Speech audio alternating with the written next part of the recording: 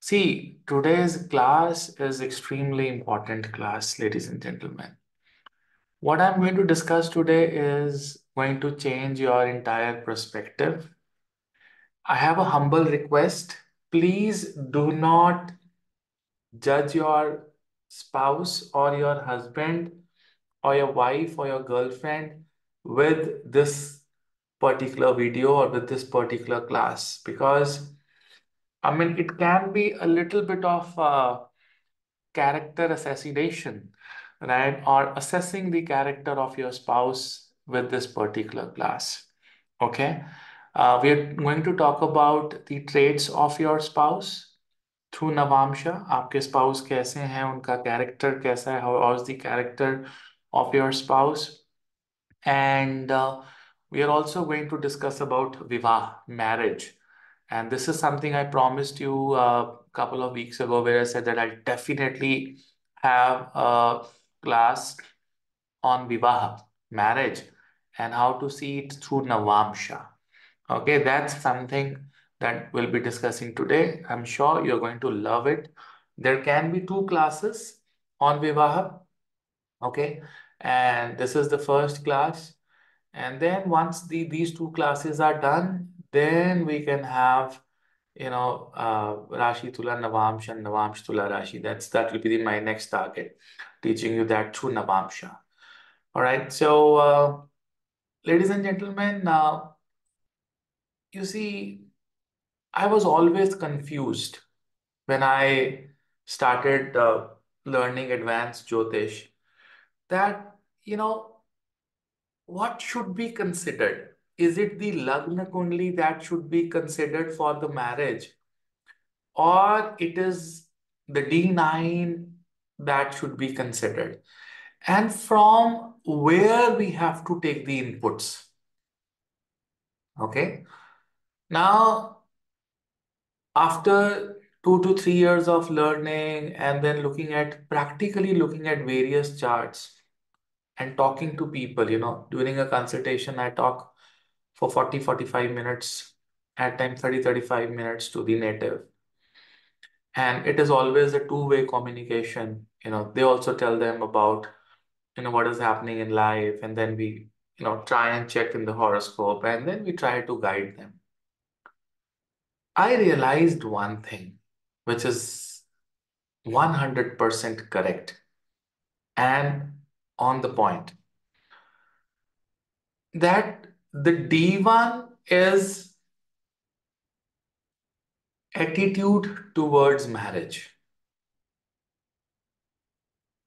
If someone is not getting married, it is not because of D9. I'll be very clear with you. If you say me that, oh, I have a wonderful D1 and I'm not getting married, your Kundli, your horoscopes seriously needs a BTR, birth time rectification, a big one. Because the Lagna Kundli can change, the Lagna can change. Attitude towards your marriage is not seen from Navamsha. You're not getting married, it is not seen from Navamsha. Simple. You might have heard many learned astrologers saying one thing, that Navamsha gets activated after marriage. Actually, they did not know what to say. Suppose, I will not name, an astrologer with 500,000 subscribers say this, that Navamsha gets activated after the marriage is done. You listened to this video, you made a video, and you said the same thing. Actually, what he meant was that there is no role of Navamsha until you get married. Did you understand what I'm saying? There is no role of Navamsha until you get married. Means Take it opposite way. That until you get married or to get married, you have to have an attitude in the D1. You have to have yogas to get married in the D1. And once you get married, what is going to be that internal flavor of the marriage is seen from the D9. And I will not repeat this in the future. You have to be crystal clear here. You can ask me 100 questions here. I'm ready to take right now. But I want assurance from you people that you've understood what I'm saying.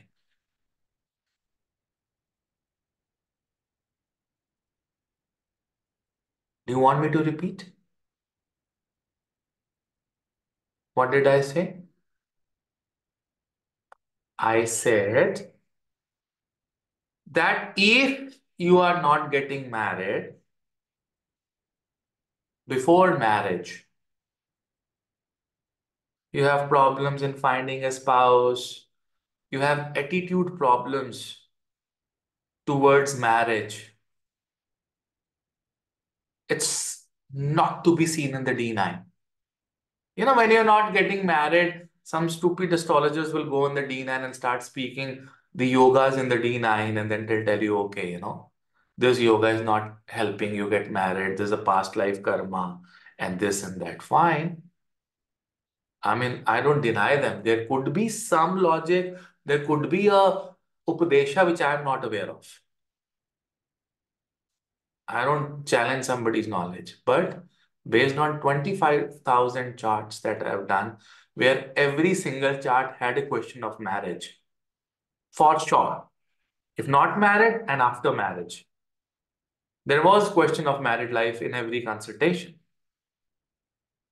I have seen that the Navamsha, the yogas in the Navamsha behaves, they give you results, you can assess the marriage once the marriage is done.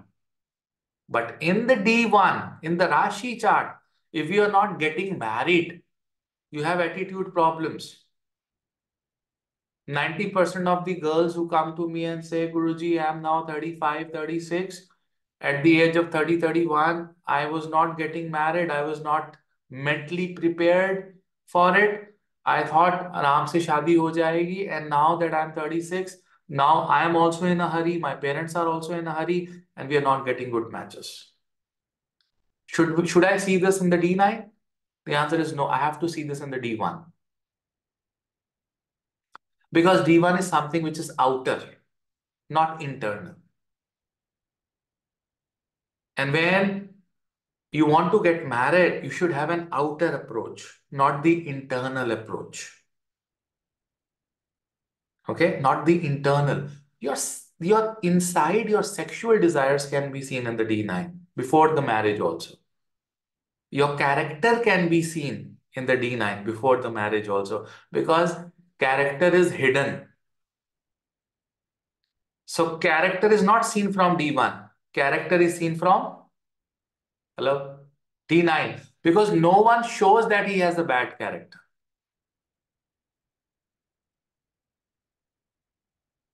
I mean, you will never show that you are a very horny person. Your eyes can show it to the others, but you will not show it to others that you're very horny or you behave like an animal. I mean, you can behave like an animal in secrecy. Probably when you're with your life partner, when you're with your friend, you can behave like an animal, but that is something internal. That is not external. You can't mate on the roadside like a dog. That is D1, external. When you mate inside a room, those internal fantasies and internal things that are happening, that is to be seen in the D9, not in the D1. But the attitude that why I'm not getting married, what transit is going on, all those transits are to be seen in the D1. You will get 100% correct answer.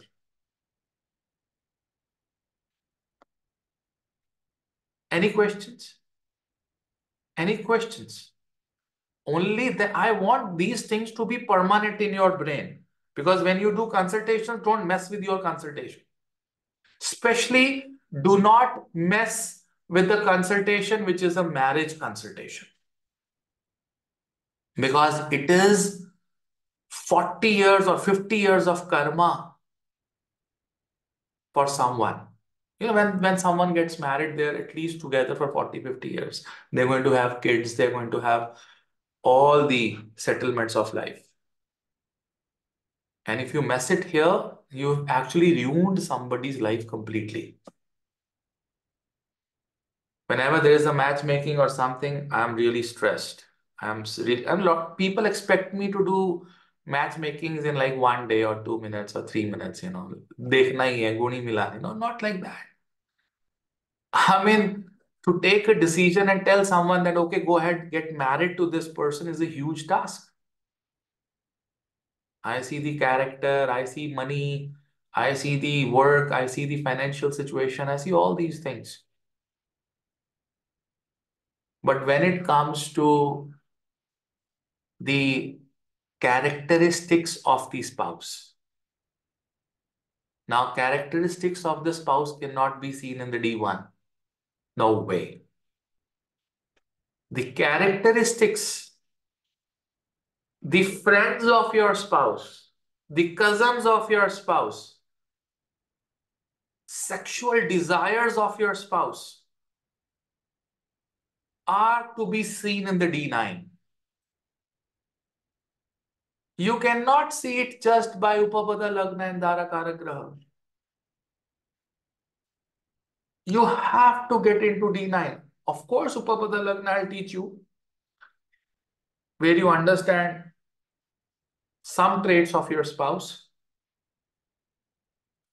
but the actual personal traits, your spouse can be an IAS or a high official or a scientist, but he can be very dry in the personal life, or he can be very cruel in the personal life, or she can be very lustful in the personal life, and she's a school teacher, but she's very lustful. All these things have to be seen in the D9, not in the D1. Am I clear? Now, do you understand what is in it in the D1 and what is in it in the D9? How do we see D9 for marriage? And how do we see D1 for marriage? I still give you an opportunity if you have any question.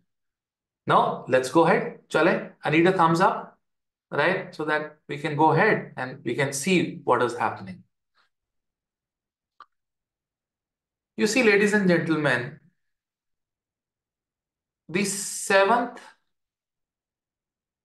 house, the condition of the seventh house in your D1 chart is going to show, it's going to tell you about the attitude towards marriage. You can have many planets in the seventh house. You can have no planet in the seventh house. You can have some Shrapit yogas in the seventh house. You can have Amavasya yogas in the seventh house. You can have any yogas in the seventh house. But the most important concept in the D1 is to look at the house which is seventh from your Venus. याद रखना ये बात.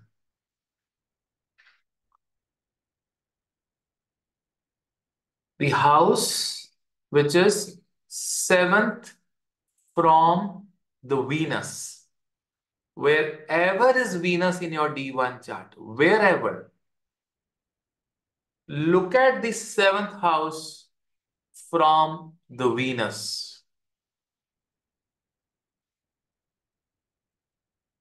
The seventh house from the Venus will decide the possibility of meeting your spouse. So suppose the seventh house from the Venus is your sixth house. That means Venus is in the 12th house. Where can you meet your spouse? You can meet your spouse in a bank, in a hospital. You see, sixth house.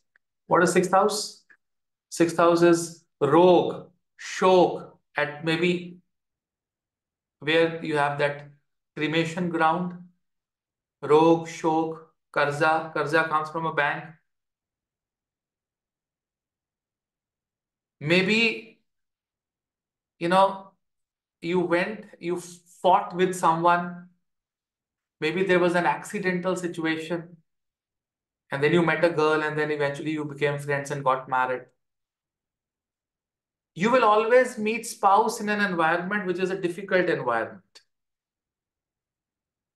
Suppose your Venus is in the Lagna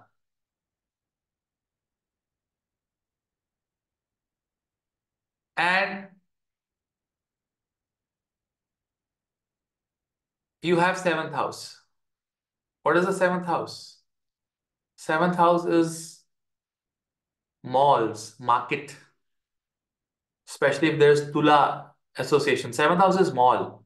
It's a market. It's a public place. Eighth house, you might meet your spouse in some secretive place. Like you went to smoke somewhere in a very secretive place, or you went for a spa or something, a very secret shopping you went to a nightclub. The nightclubs are always dark because they want to keep a lot of things secret. And there you found a boy or a girl and you fell in love with each other and got married. In the ninth house, you were on a long distance travel. In the third house, you were on a short distance travel. Maybe in your neighborhood, you met someone and got married. Fourth house, she came to your home. Fifth house, you went to a college. Fourth house is school.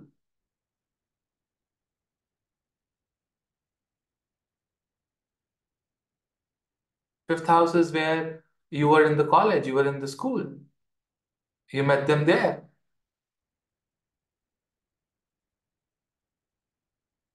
And then you got married. Ninth house, your dharma, your temple, your religion, religious places. 10th house is workplace. Your Venus is in the fourth house. And exactly opposite to the Venus is the 10th house. Very strong chances that you'll meet her at your workplace.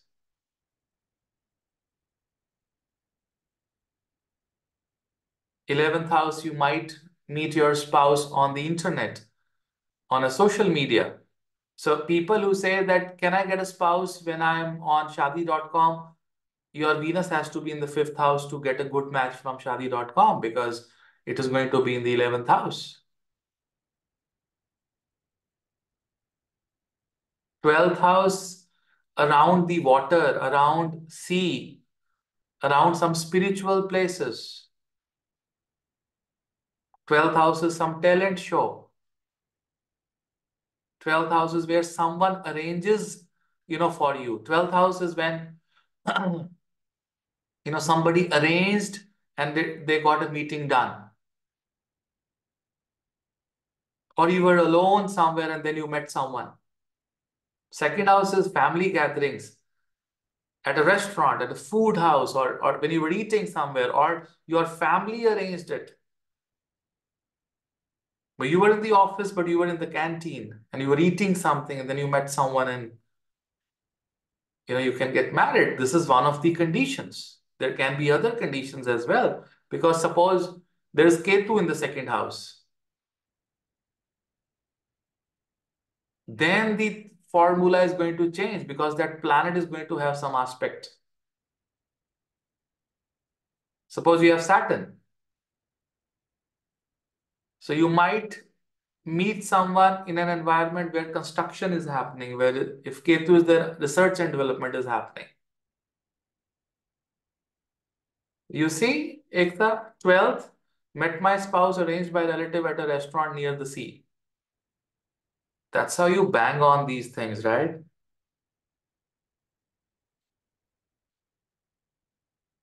My Venus is in the fourth house, and I met my spouse at the workplace. It's 10th.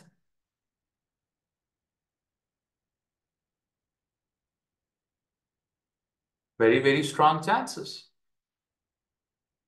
I'm talking about attitude. I'm talking about things before marriage. Because I said before marriage, everything is happening in the D1. Yes, no? After marriage, a lot of things are happening in the D9. With Ketu, the effect of Ketu is going to come. I mean, it can change, Anjulika, it can change with every planet. Now, suppose you have Venus in the seventh house. Where will you find your spouse? Because Venus has Lagna opposite to it. Anyone who has Venus in the seventh house? Anyone? Anyone who has Venus in the seventh house? No one has Venus in the seventh house? You know what? This is a very dangerous position. When you have Venus in the seventh house, it is very difficult to find a spouse because you are behaving like your own spouse. Lagna. You're coming back to yourself again and again. Find it, find it, find it. But you have no place to find it, him or her. So if you see a chart where you have Venus in the Lagna, Venus in the seventh house, sorry, Venus in the seventh house, not in the Lagna. Because when Venus is in the seventh house, it is looking at Lagna. And Lagna is you. And you will not be able to find it easily because you don't have support. 99.99% when you have Venus in the seventh house, it's a love marriage. You find a spouse yourself with your intelligence, but you don't have sources. You have no support.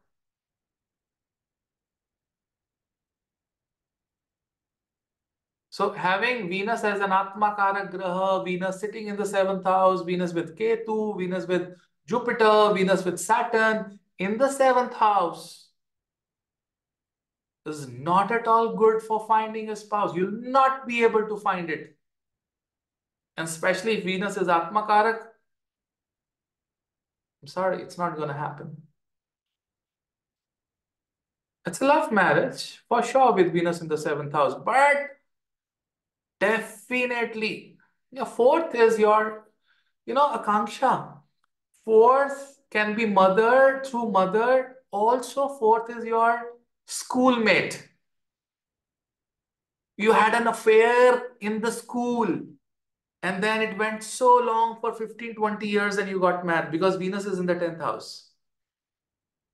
Or motherly like figure brought the rishta, not the mother. And very strong chances that you will get your spouse on your own motherland. Because opposite to Venus is the fourth house.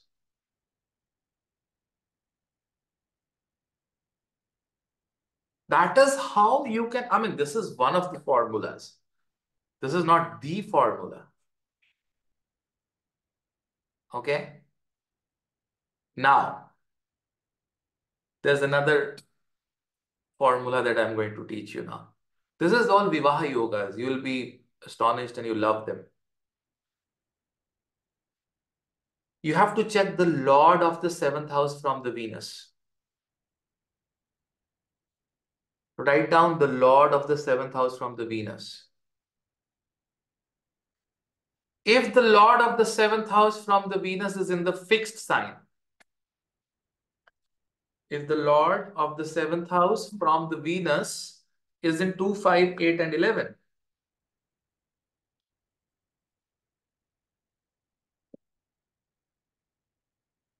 you are going to have a very stubborn spouse. Your spouse might have a very stubborn kind of a nature. If it's in the dual sign, he'll be flexible and stubborn. At times he'll be stubborn, at times he'll be flexible. Most of the time he'll be flexible. And if it is in the movable sign, 1, 4, 7, and 10, then your spouse would be extremely movable. Movable means flexible.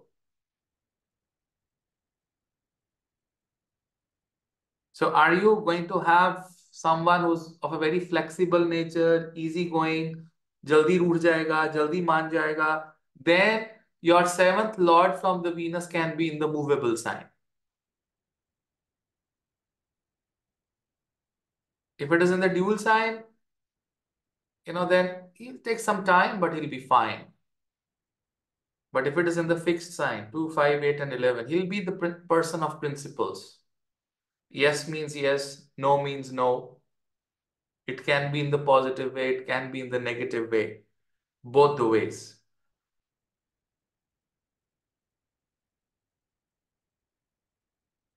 Did you understand? This is the second concept I wanted to teach you today.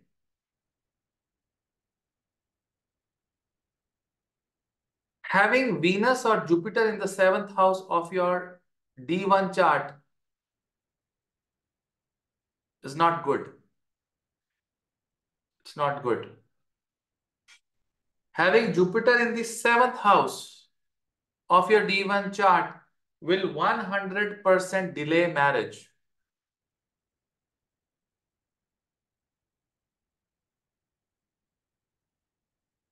Yeah, Shantu said I have Venus in the fifth house, Jupiter is in the 11th house, Venus in the fifth, and Jupiter is in the 11th. And my wife is quite stubborn but firm in nature.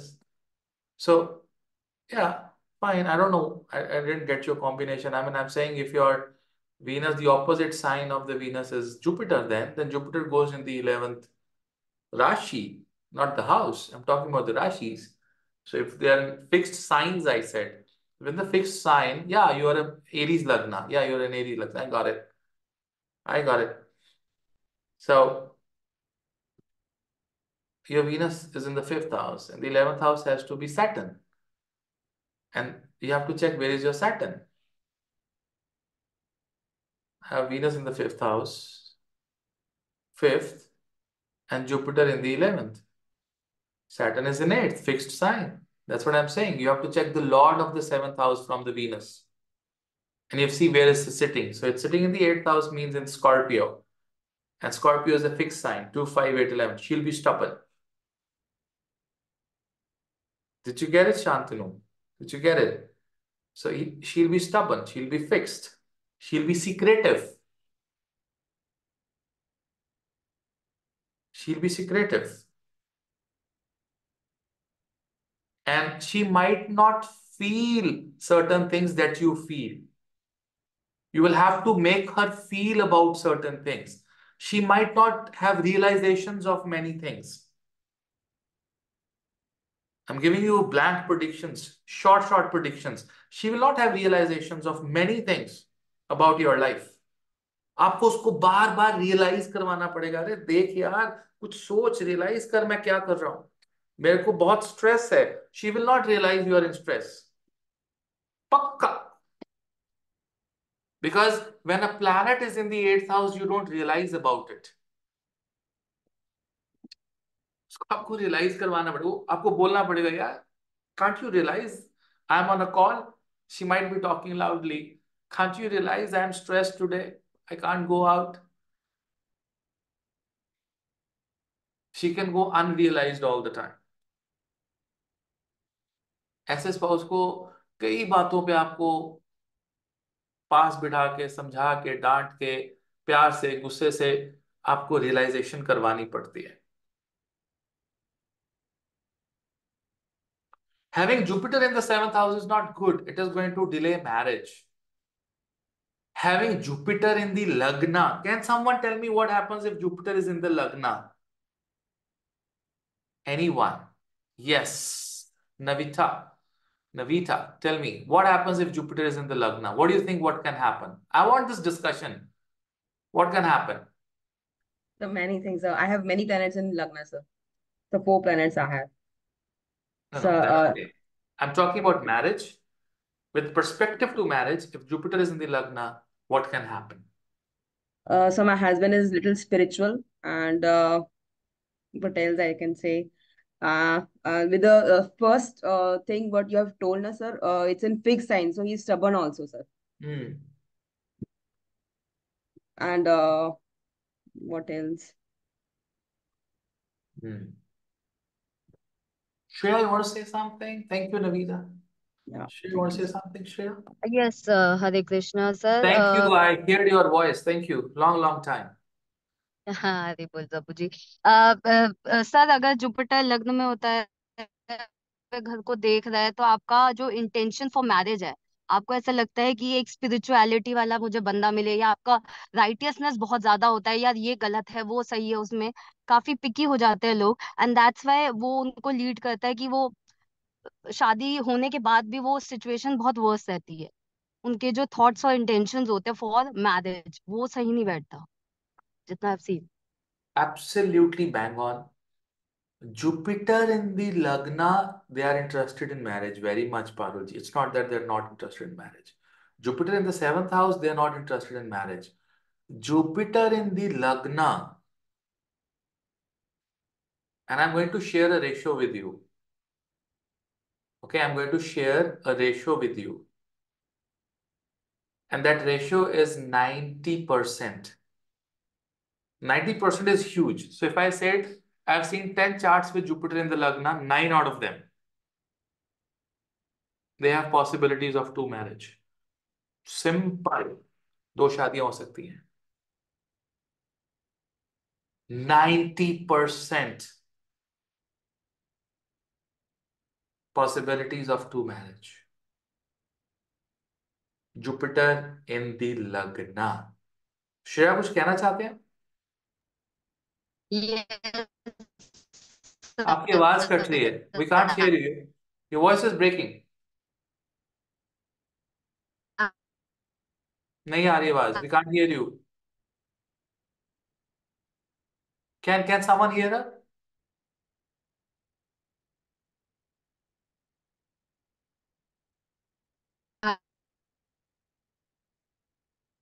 No, we can't hear you, unfortunately. And we really want to know what you want to say. We really want to know what is your experience, but we can't hear you. So can I share something? Of course, yes. Yeah, this is my second marriage, sir. Yeah, I told you. Jupiter in the Lagna, 90% black prediction. Just do like this. Just like do like this and say there is a possibility of two marriages.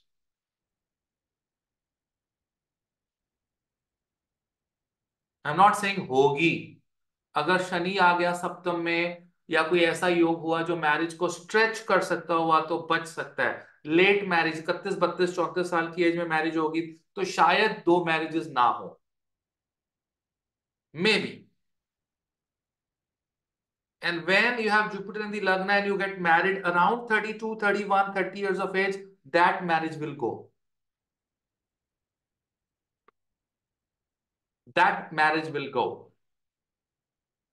But Jupiter in the Lagna, 90% have more than 1000 charts with me.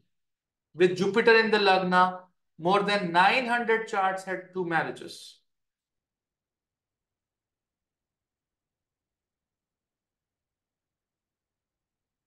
Very strong chances. Either you delay marriage for it, or you look at some yogas in the seventh house that can sustain the marriage. That can sustain the marriage. Okay? Match making से बच सकते हैं. बिल्कुल बच सकते हैं Suresh. If the match is good, yes, Shreya, go ahead. हाँ जी प्रभु जी। गुरु जी, मैंने एक और चीज इसमें नोट की है, कि उनका जो इंटेंशन होता है मैरिज को बहुत ज्यादा होता है कि शादी करनी है करनी है करनी है, बट इन द एंड वो खुद बहुत एक्सट्रीम स्पिरिचुअलिटी में आ जाते हैं as there as grows, and then they are like कि ये उस तरीके का नहीं होगा, उस तरीके का नहीं होगा। और मैंने इसमें एक डाइवोर्स होते हुए देखा ही है, मेनी अ टाइम, 70% केसेस में। देखो, मैरिज में ना स्पिरिचुअलिटी वर्टी कुछ नहीं होती है। मैं आपको आपको थोड़ी आपकी आपकी बात को थोड़ा सही तरीके से इंटरप्रेट करता हूँ, Yes, क्योंकि sir. आप बहुत स्पिरिचुअल हैं। तो आपका मन स्पिरिचुअल है, तो आप स्पिरिचुअल वर्ड यूज कर रहे हो, using the word spirituality. What happens is when you have Jupiter in the लग्ना, you have very high ethics for marriage. Very high ethics for marriage. You think marriage means family, having children, an ideal situation, and when that thing is not met, you will not live in that environment. आप उस environment में रहोगे ही नहीं, क्योंकि आपकी अंतरात्मा इतनी hit हो जाती है, इतनी हिट हो जाती है उस वजह से कि आप वहां से वॉक अवे कर जाते हो। I said I'll not stay in this marriage. No, for me this marriage was my world. Okay, you understand what I'm saying? That's something which is very, very important. Can you just give me a second, please? 1 second, please.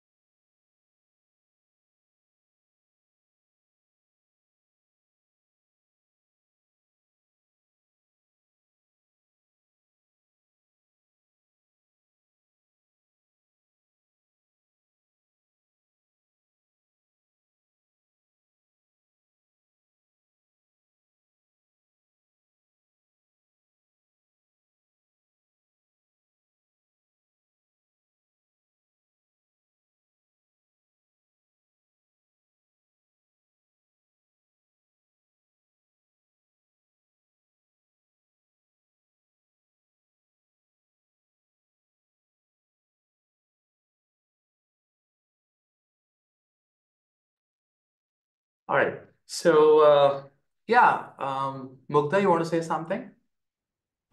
Yes, sir. Uh, Can you hear me, sir? I can hear loud and clear. Sir, my son has Jupiter in Lagna in both the charts in D1 and Namansh. Yeah. And but his Jupiter is not alone; it is sitting with Mars in both the charts in D1 and D9. He has a Jupiter Vargottam, and even mm, Mars is Bhav Vargottam. Mm-hmm. So can it also give second marriage? Again, that's what I said. It's an incomplete question. We'll have to see other yogas. As I said, 90% of the cases there are chances of two marriages. But if there are certain yogas in the seventh house or in the 11th house or in the D9, there are certain yogas, then it can save the marriage. And somebody said the right matchmaking. See, there is always a fear of two marriages, for sure, right? There's always a fear. But then if the matchmaking is right, and the other spouse complement you, things are, you know, in, you know, in lot of compatibility with each other, then these yogas can be curbed. But definitely having a Jupiter is a problematic situation. Sir, I mean to ask only single Jupiter or single Jupiter with any other planet also can cause that Jupiter with any other planets is going to reduce the, percentage intensity. Hmm. intensity. But Hmm. having alone Jupiter is a very severe yoga. Yes. Okay. Got it, sir. Thank you, sir. Thank you. Will this reply for Jupiter coming as exchange into Lagna, Jupiter in the Lagna rule chart, or only Venus in the seventh house, Jupiter in the Lagna? No, it can work with an exchange as well, because you have to see what kind of exchange it is. It's a powerful exchange or what? Okay, you have to see that. Okay, I have a brother-in-law having Venus in the seventh house, Aries, and Saturn in the Lagna and the D1. Age 40, not getting married, but a few including mental health. You see, it's the Venus in the seventh house, not, as I said, Venus in the seventh house can even deny marriage. Can you believe this? If you have Venus in the seventh house, especially in the Bharni nakshatra, or it is an Atma Karak, or Venus being the seventh lord as an Atma Karak in the third house, it will not allow the marriage to happen easily. It is at time a complete denial of marriage. You understand what I'm saying? So if you have such charts with you, if you have such examples, especially, Venus and Ketu.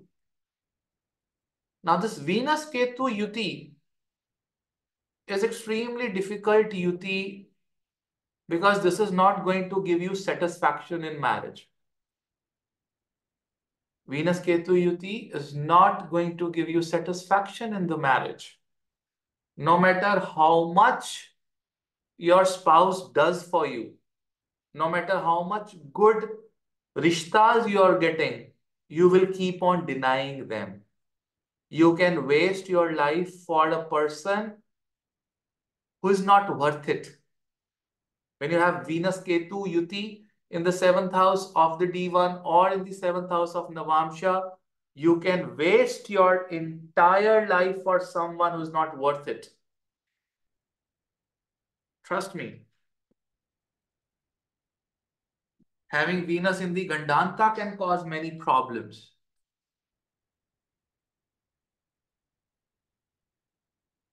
And if Venus is retrograde, you are feeling less. You don't feel the importance of marriage. You don't feel it. These are certain, combinations where it is a problem. And there's another combination that I've seen as having Mars in the seventh house. You know what? Mars in the seventh house is someone who would always think that my wife should be virgin. That kind of a mindset. For them, character of a spouse is very important. These people, when they come to me, they ask me, they do the consultations with me, they say, Guruji, this is the girl I want to get married. Their first question is, what about her character? Do you think she would have been physical before she's getting married to me? Or do you think that, you know, she can have extramaritals and all that? She should not have slept before with anyone, until she's getting married to me. Can you see any such yogas? And I get angry when they ask me such questions, because everyone has a past. You can have a past. And then say, no, Guruji, you know what? I have never done this in my life and I've never been with anyone and this and that. I want same kind of a girl. But what if you don't have it in your bhagya? And that causes delay in the marriage with Mars in the seventh house. Mars in the seventh house is also very bad after marriage sometimes, because for a small fight, for a small thing, the person would not touch the spouse for 50 days, 60 days, 3 months, 4 months. I mean, he would start going out with someone else, but would deny relationships with your own spouse at home. Mars in the seventh house. The passion is so high, the desire is so high, because when you have very high desires, it leads to disasters. High desire is a disaster. Then you become so pure and so like a soldier, like a rishi, that, I will not even touch you, I deny you from everything. What is the purpose of such marriage? Strange behaviors can be seen with Mars in the seventh house.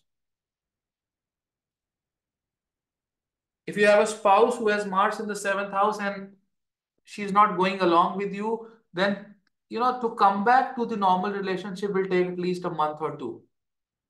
इतना लंबा झगड़ा चलता है. That long kind of celibacy will be there between the couple for no reason.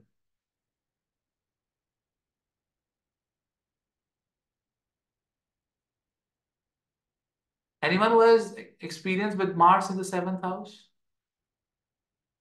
having strange behaviors, don't want to touch someone for a long time after marriage for no reason, and then, sudden behaviors after marriage, you'll experience. That is why I feel that having Jupiter in the seventh house, having Mars in the seventh house, having Venus in the seventh house are technically not very good placements of the grahas. I must tell you that. This is your outer approach towards marriage. Completely outer approach.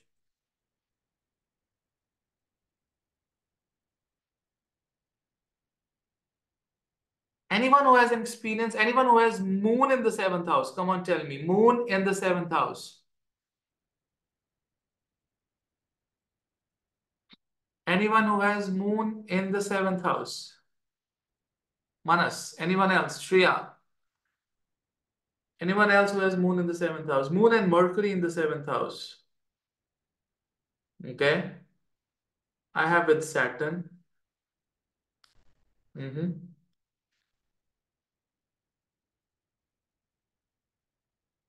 Okay, tell me, anyone who would tell me this, which planet is the worst planet for marriage? Anyone who could tell me this?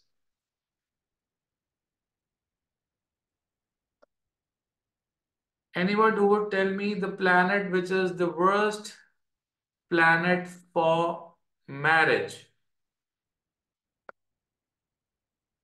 Mars, Moon, Mercury, Moon.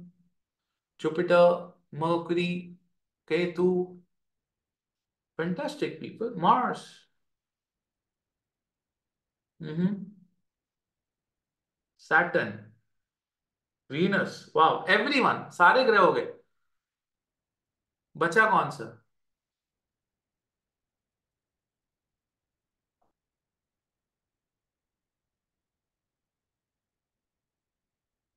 You know what? Tell me the sign in which Venus is debilitated.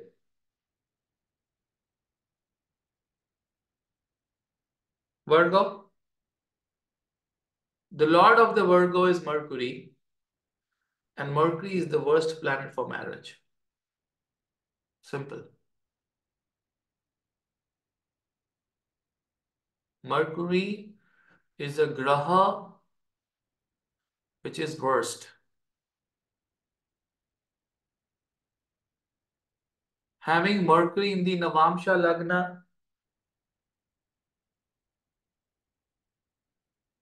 Mercury sitting in the Navamsha Lagna,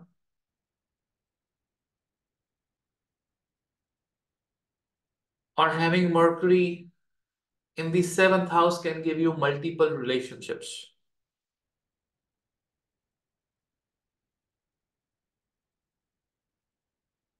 It can make you very childish in your marriage.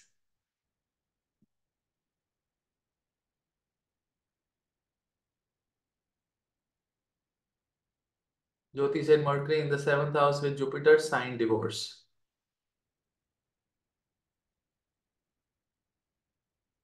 हमको पता है सप्तम भाव का mercury divorce करवा देता है, और वो जुपिटर के साथ बैठा था. Imagine. Jupiter not favorable, Mercury not favorable, and strong chances that there can be a third person who's breaking the marriage with Mercury in the seventh house.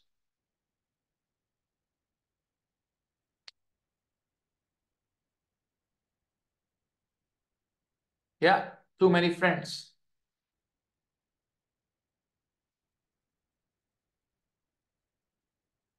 Those friends will cause problems.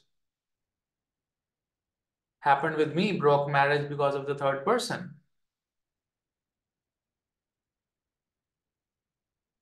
You see? Moon is lustful. You know, the problem with moon is what? The problem with the moon is that moon can't wait, Venus will wait. Both are lusty, moon and Venus. Moon cannot wait.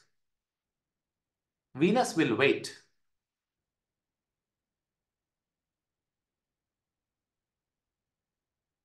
So if you have moon in the seventh house, so Chitra, I want you to write. Everyone is writing. Please write down if you want to say something. So if you have moon in the seventh house, there are Virgo as a Rashi in the seventh house Lagna. Will that result the same thing? No. It has to have a planet. It has to have a planet, not the Rashi.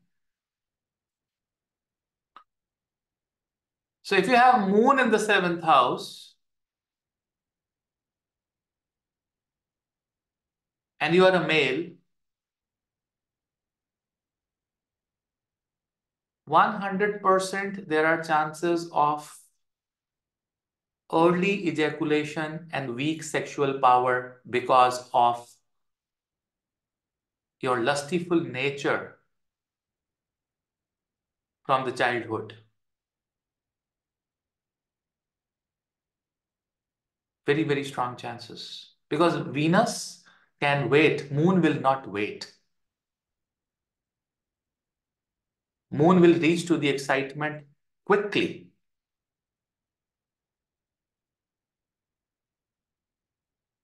And now there is this one very sensitive yoga that I would want to tell you. Please do not judge someone You see, just because of lustful nature and sexual activities and sexual behaviors and sexual attractions, you are not getting married or you are not settled after marriage, there is one yoga for it. And that yoga has to be seen in the Navamsha. For that yoga, Moon and Mercury should be in trines to each other. And Jupiter should be weak. This is a very powerful Updesha I am telling you. Moon और Mercury ट्राइन्स में होना चाहिए, एक दूसरे के साथ 5-9 के combination में होना चाहिए. Mercury's and Moon are fifth from each other or 9-5-9 from each other. Or Moon and Mercury can be sitting together as well. It will create many relationships. But the condition is that Jupiter has to be weak. If Jupiter is in 6, 8 and 12 with that, in the Navamsha, then the child is not getting married because he or she is sexually attracted to someone a lot. And those conditions will happen after marriage as well. Because Moon is lustful, Mercury, I have seen Moon and Mercury in the 7th house. She's divorced and second marriage is also not successful. Yes, Suchitra, you're right. You know, this Moon and Mercury are very dangerous when it comes to character, lust, and behaving like a child in the marriage. And you know what? Before marriage, I will definitely suggest green emerald to both boys and girls. But after marriage, shadi ke baad, immediately baad, for next 1 year, if I find that the child is very, or the boy or the girl is very childish, I would never recommend green emerald panna to them because it is going to further enhance their childishness. After marriage, never recommend green emerald to a couple to whom you think they are childish. If they are mature, to increase their love and libido, you can. You can give them.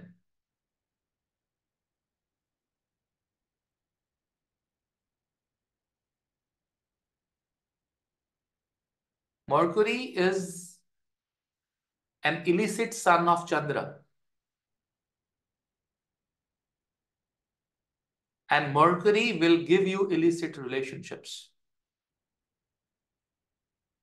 There will be third person, fourth person coming, and you'll be attracted to someone just for physical things, ignoring everything. And especially in the Navamsha, when you have Moon and Mercury in trines, 9-5 या 1-5 का relationship है. Suppose Mercury is in the 3rd house and Moon is in the 7th house. Or Mercury is in the 2nd house, Moon is in the 6th house. And your Jupiter is in 6, 8 or 12. Not very good position. You are destroying your marriage because of sexual attraction. Nothing else. Or after marriage, you're going out. There's always a scope of a third person coming. You getting, see, physical attraction is temporary, no? Now you were physically very much attracted to someone. You got married. And now your physical attraction is gone. Now you will look somewhere else because you have this yoga in your horoscope. And there are chances of the first marriage to break. The first marriage will only not break if you have Jupiter sitting good in the Navamsha. If Jupiter is in the Kendra, 1, 4, 7, 10 house or 1, 5, 9, marriage may not break. marriage may not break because of this yoga. Still, marriage will continue, and you have to counsel this person for not going out. कि भैया बाहर जाना बंद करो, बाहर, stop meeting girls, do not barge in. Your husband is crying, your wife is crying, don't do all these things.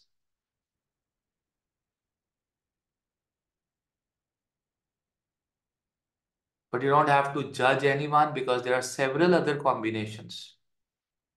Suppose Venus has an aspect on Mercury, or Venus has an aspect on Moon, or Jupiter has an aspect. Things may change, definitely, but Jupiter himself has to be powerful. And Jupiter in 6, 8, and 12 is never powerful. It's never, ever powerful.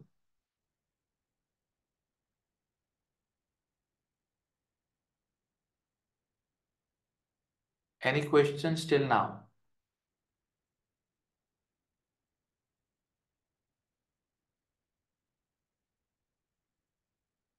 Jupiter in the 6th house with Saturn. I didn't get Jupiter in the 6th house with Saturn and D9. I don't know what is this question. In the D9, you say Jupiter is in the 6th house with Saturn. So I have to see what lord is Jupiter. If it is the 7th lord, it is bad. If it is the 8th lord of the Navamsha, it is bad. Alone Jupiter in the D9 in the Lagna may not cause may not cause second marriage. May not.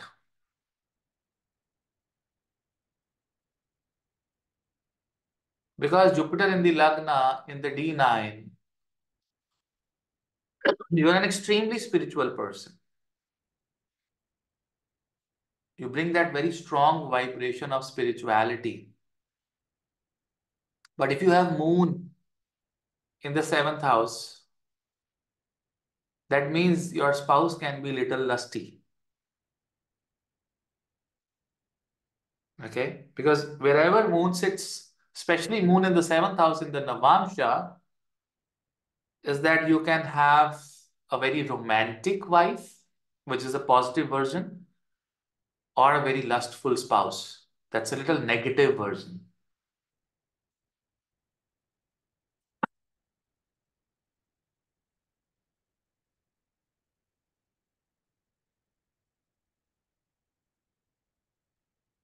Did you understand what I'm saying? So, what have you learned today? Kya सीखा? What have you learned? Can you revise? I'm giving you so many things today. Who will revise? What have you learned? First is your location. Where can you meet your spouse? Okay. And a lot of people said that yes, we met him or her there. Second, the movable or a flexible nature of the spouse, or a stubborn nature of the spouse. Then we talk about the worst planet for marriage. Jupiter in the Lagna and the D9 is fantastic for many people, has the ability to give you 2 marriages.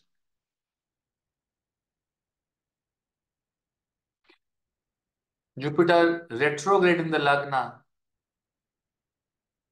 You are not feeling you got married twice or thrice.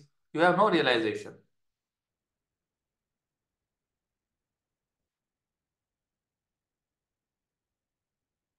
Having Jupiter in the 7th house will delay marriage. Having Mars in the 7th house will delay marriage for their own reasons, obviously. There is an exchange and Jupiter goes in the Lagna with an exchange, can delay marriage. It's going to give you similar effects. Venus in the 7th house, Jupiter, Venus in the 7th house can cause divorce after 20 years of marriage.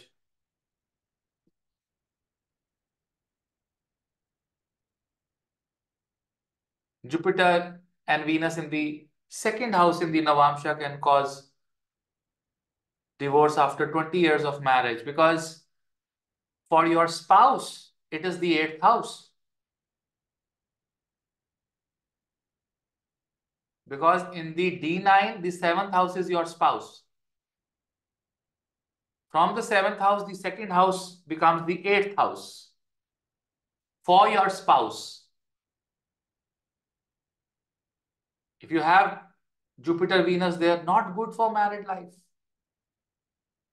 It can give you divorce after long association.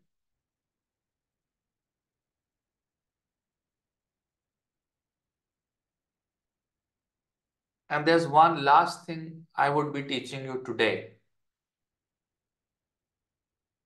If you have Scorpio Navamsha or an Aquarius Navamsha, means your Navamsha Lagna is Scorpio or your Navamsha Lagna is Aquarius.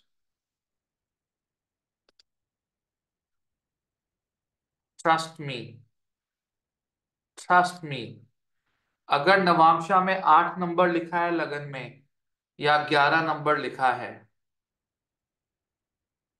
it is a destroyed married life. Because 8 number लगन से from Scorpio 8, the 8th house will belong to Mercury, and for Aquarius Lagna, the 8th house will again belong to Mercury of the Navamsha. For Scorpio Lagna Navamsha, 8th house will be Gemini. For Aquarius Lagna, the 8th house of the Navamsha will be Virgo. And it is a very karmic foundation. Very karmic. That means in the past life, you have done such karmas that they were so severe that no remedies will work. No remedies will work.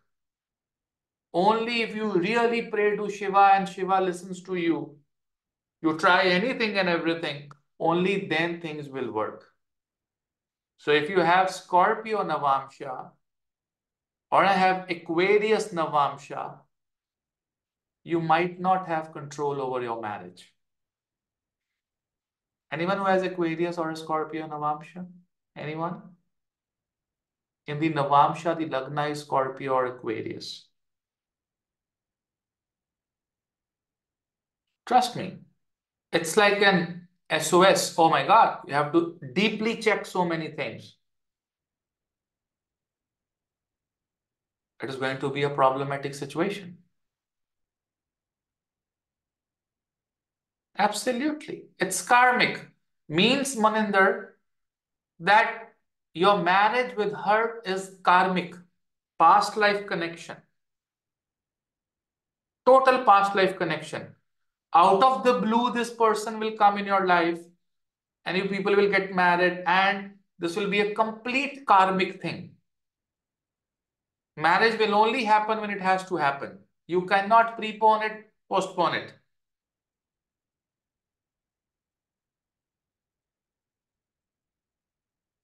I'm not saying in the 7th house. I'm saying only the Lagna, Parulji. Only the Lagna. I'm not saying the 7th house. No, no, no, no. I'm just saying I'm very specific. I'm very particular on this.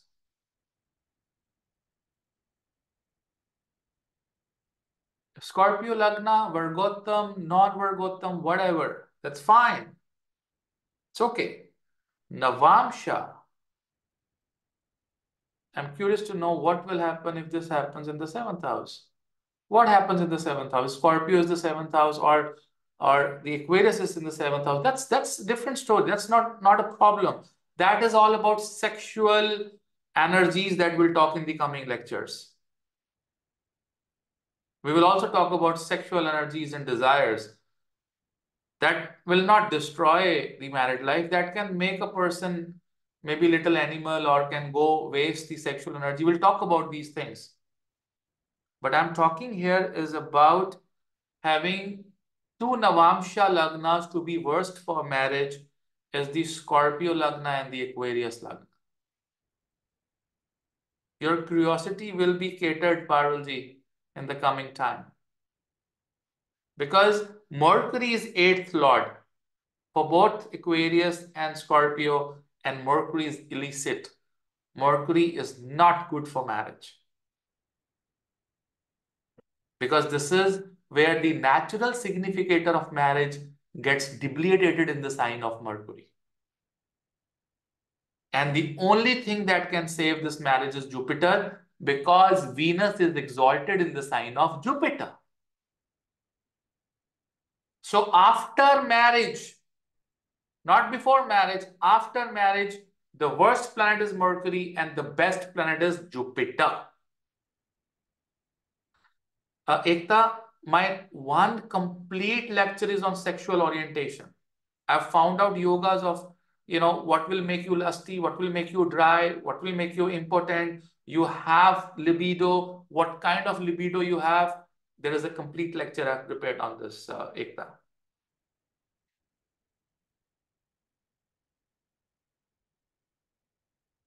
Again, Suresh, an incomplete question. I said, just stick to, you're asking your families and your scenarios where I have to check the chart in totality. I'm just teaching you the possibilities of these particular yogas or combinations. But these yogas may get cancelled when we check the yogas in totality. When we check it in total, oh, it's not like that. Muktaji, you want to say something? Unmute yourself first. Namaste, Guruji. In my son-in-law's chart, he is Scorpio ascendant, D1 chart, and his D9 is Aquarius ascendant. Yeah. So and his Jupiter in D9 is sitting in third house in Aries. Yeah. What can be? See, whatever is happening is karmic. They will not have control. If the marriage is going well, it will go well. Okay. If it is going bad, if things are bad, the remedies are not going to work easily. Again, I said, it is not in totality. आपने जो पूछा मेरे से, वो totality में नहीं है. Right? It is not in totality. I have to check so many other planets, 7th lord. What is the condition of the 6th house? What is the condition of the 8th house? What is the condition of the 11th house? Because if the 8th lord gets debilitated in the Navamsha, or if the 8th lord is afflicted in the Navamsha, it can lead to divorce. The sexual orientation is seen from the 3rd house and the 9th house in the Navamsha. Having dual, signs in the 3rd house and the 9th house of the Navamsha, or having Mercury in the Lagna in the Navamsha, can take you to homosexuality and bisexuality, Ekta. Or any combination of Mercury with the Lagna or the 3rd house or the 9th house of the Navamsha. Not good. Guruji, can anything be nullified by the girl's chart or anything like that? Of course, this is very important when we do the matchmaking. We check the sexual compatibility. We see if this can be nullified by the girl's chart. We definitely see it.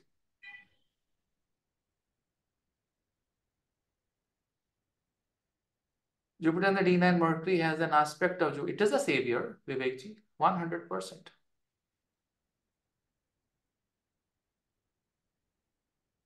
Wherever homosexuality or bisexuality is concerned, Mercury is going to play a major role. Moon is going to play a major role in that. Especially you have to check Moon and Mercury in the Navamsha as well as in the Lagna, in the D1.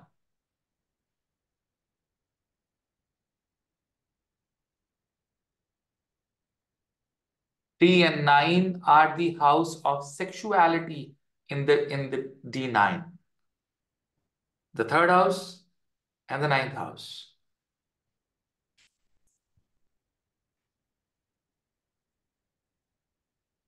in your chart, in your own chart, if the seventh house of the Navamsha has Mercury there,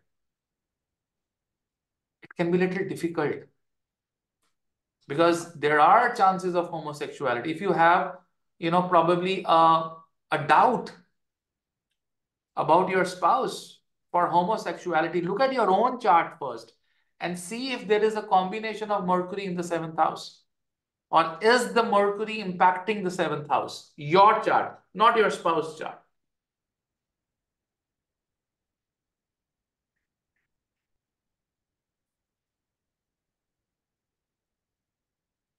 Or there has to be some influence of Mercury on the seventh house. A very strong influence.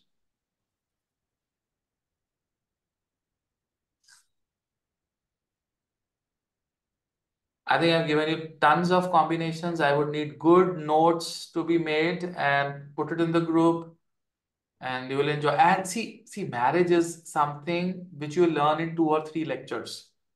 You learn about sexuality. I will teach you about all the houses of the D9 and so many other things.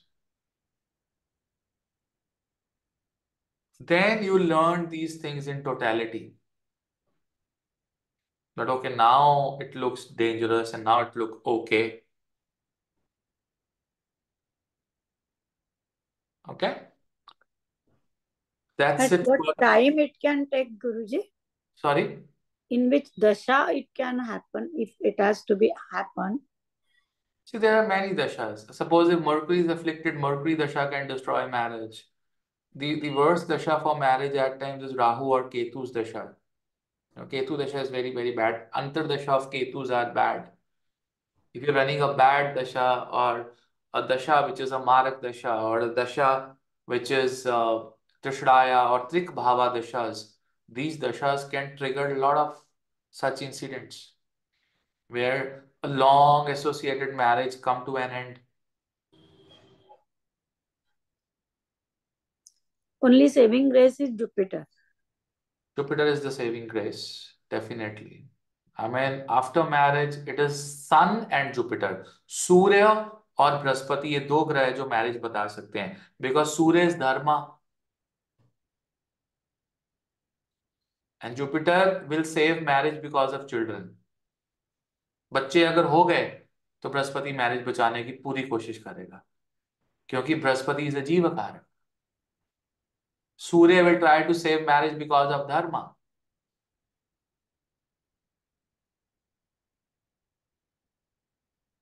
ठीक है? Thank you, Guruji. चलो. I hope you enjoyed this lecture. Yes, no? Yes, sir. Yes. All right. But very, very painful also. Painful also. Yeah, it can be painful. I can agree to that. Okay, excellent explanations. Very much. Oh, Parulji, thank you, Parulji. All right. Chalo. Guruji, one video mentioned that if the Lord of the 11th house or the planet 11th G9 is going on, one may have their partners double dating. Yes, that is correct. So we will consider 11th Lord in the D9 having effect of Mercury will make a permanent combination as well. Well, it can. It can. Certainly it can. Right?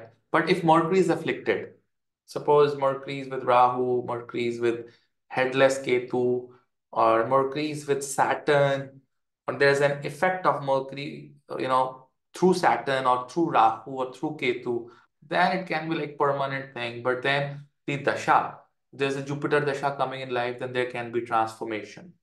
There can be transformations. Okay? Okay?